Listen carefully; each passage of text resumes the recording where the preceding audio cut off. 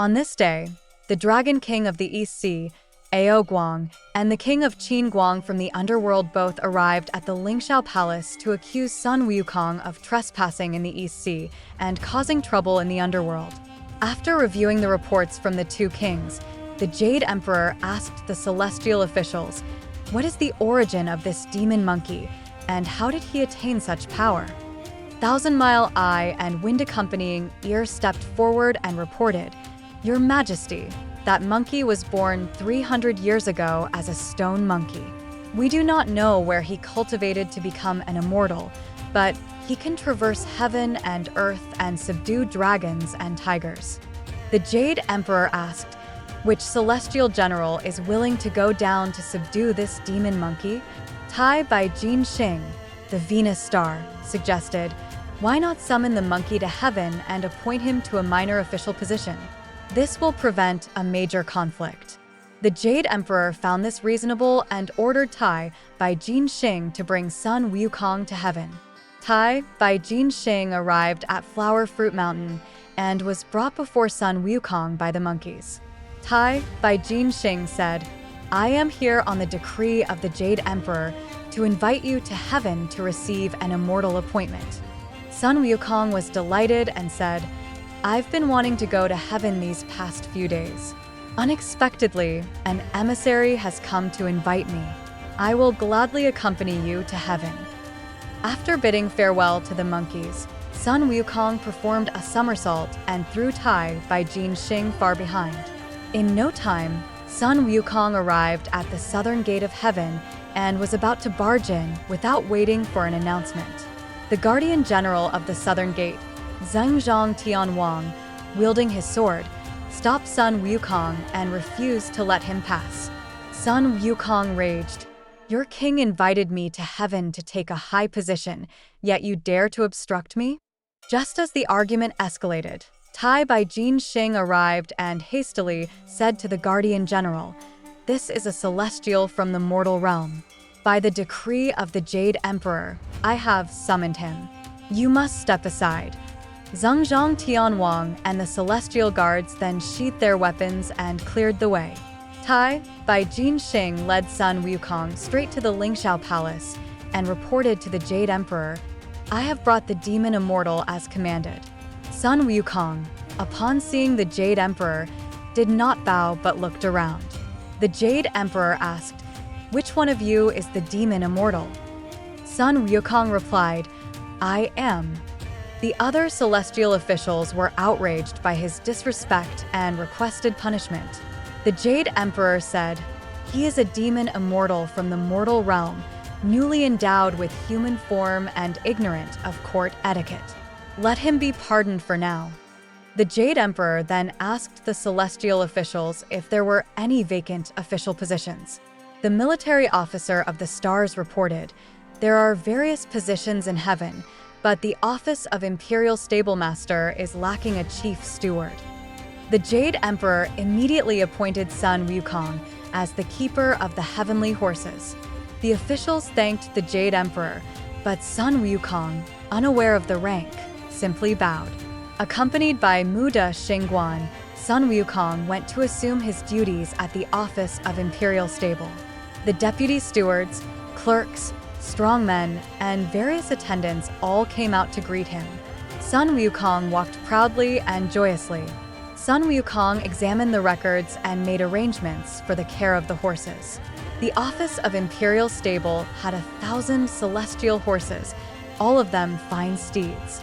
Sun Wukong instructed his subordinates to attend to the horses diligently, and within half a month, the celestial horses were all plump and healthy. On a leisurely day, the others invited Sun Wukong to drink. Amidst the festivities, Sun Wukong paused and asked, "What exactly is my position as the keeper of the heavenly horses? What rank does it hold?"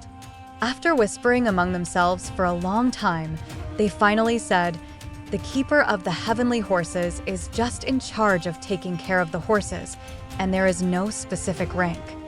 Upon hearing this, Sun Wukong couldn't help but feel enraged.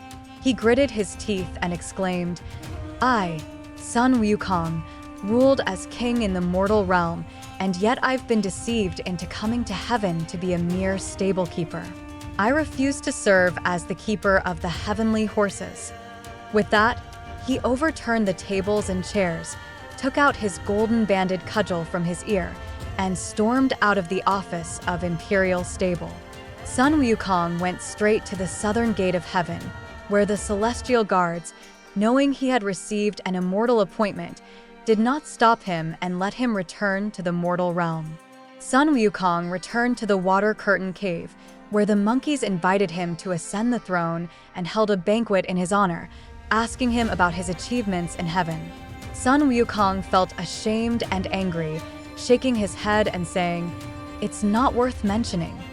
During the banquet, two single-horned demon kings, upon hearing that Sun Wukong had received an immortal appointment, came to pay their respects and presented him with a vermilion robe. Sun Wukong put on the robe and was very pleased, immediately appointing the two demon kings as his vanguard. After thanking the demon kings, Sun Wukong was asked about his position in heaven.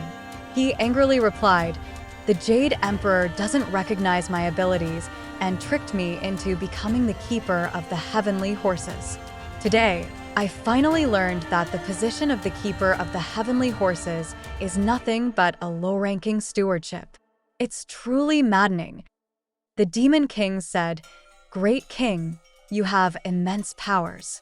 Why bother tending to horses? Why not become the great sage equal to heaven? What's stopping you?" The demon king's words resonated with Sun Wukong's intentions. Sun Wukong rejoiced and said, "Good, good, good.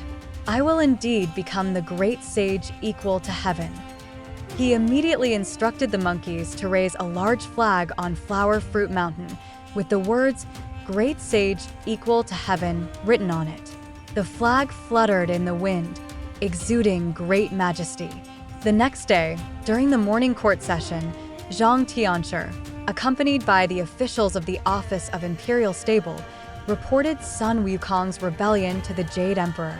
Upon hearing this, the Jade Emperor was furious and immediately appointed Li Jing as the great marshal who subdues demons, and Neza, the third prince, as the great god who convenes the three altars, commanding them to lead troops to suppress Sun Wukong.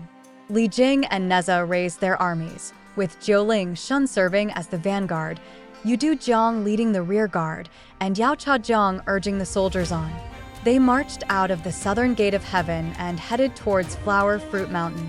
When the heavenly soldiers and generals arrived at Flower Fruit Mountain, they selected a flat area to set up their camp. Li Jing immediately ordered Jiuling Shun to challenge Sun Wukong. Jiuling Shun, wielding his giant flower-like axe, arrived at the Water Curtain Cave and shouted to the monkeys, "Go and inform the keeper of the heavenly horses that I, a heavenly general, have come by decree to capture him. Tell him to surrender early to avoid conflict." Sun Wukong, wearing a phoenix-winged golden crown and a suit of golden armor, with cloud-walking boots on his feet and the golden-banded cudgel in his hand, arrived and loudly declared, "Tell Jade Emperor, if he appoints me as the great sage equal to heaven, I will not resort to violence. But if he refuses, I will storm the Lingxiao Palace." Jiuling Shun swung his axe, and Sun Wukong, without panic, met him head-on with his cudgel. The two engaged in a fierce battle. After a short while, Jiuling Shun couldn't hold his ground anymore and was struck by Sun Wukong's cudgel, splitting his axe handle in two. Jiuling Shun hurriedly retreated, defeated. Sun Wukong laughed and said, "You pus-filled boil, I have spared you. Go and deliver my message." Frustrated by the defeat, Li Jing was furious and wanted to execute Jiuling Shun. Neza stepped forward and pleaded, "Father, calm down. Let's blame Jiuling Shun for his failure. Allow me to go and meet that demon monkey to assess his strength." Neza arrived at the mountain and confronted Sun Wukong, demanding, "You demon monkey, what abilities do you have to dare call yourself the great sage equal to heaven?" Sun Wukong chuckled and replied, "Little prince, you still have your baby teeth and haven't shed your fetal hair. I'll spare your life for now." Hurry back and tell Jade Emperor that if he doesn't grant me this title, I will storm the Lingxiao Palace." Neza, enraged, thrust his spear. Sun Wukong, unfazed, sat and said, "I won't move. Strike as much as you like and see what you're capable of." Seeing Sun Wukong's arrogance, Neza shouted, "Transform," and instantly grew 3 heads and 6 arms, wielding 6 weapons, and attacked Sun Wukong. Sun Wukong also invoked his powers and transformed into 3 heads and 6 arms, wielding 3 cudgels to meet him. The two clashed fiercely, causing the earth to tremble and the sun and moon to lose their radiance. Each displayed their divine prowess, their weapons dancing in the air like shooting stars. After 30 rounds, victory was still undecided. Sun Wukong, quick-witted, plucked a hair and transformed it into a likeness of himself, engaging Neza in battle. Confused, Neza didn't realize the trick until Sun Wukong, with the help of the likeness, approached him from behind. Unaware of Sun Wukong's trickery, Neza attempted to cast a spell, but was struck from behind by Sun Wukong's cudgel. Unable to dodge in time, Neza's left arm was heavily injured by the blow. In great pain, Neza retreated to regroup. Sun Wukong shouted, "Go back and tell your master, if he doesn't confer upon me the title of Great Sage equal to heaven, he won't have peace even on his dragon bed." Neza returned to the army and relayed Sun Wukong's message to his father. Li Jing was shocked and said, "This demon monkey is indeed formidable. Let's not engage him further for now. We'll report back to the Jade Emperor and plan our next move." He then ordered the troops to retreat hastily back to heaven. Sun Wukong returned victorious to the mountain, where the 72 cave masters and the 6 great demon kings came to congratulate him. They celebrated joyously in the paradisiacal realm, reveling in happiness. Sun Wukong said, "Since I've been named the Great Sage equal to heaven, my brothers, you should each choose a title for yourselves." All the demon kings agreed without hesitation. The bold demon king called himself the Great Sage who pacifies the heavens. The dragon king called himself the Great Sage who covers the seas. The Peng demon king called himself the Great Sage who mingles with the skies. The lion camel king called himself the Great Sage who moves mountains. The gibbon king called himself the Great Sage who controls the winds. And the chaotic monkey king called himself the Great Sage who drives away evil spirits. These 7 great sages bestowed titles upon themselves, enjoying themselves for a day before dispersing.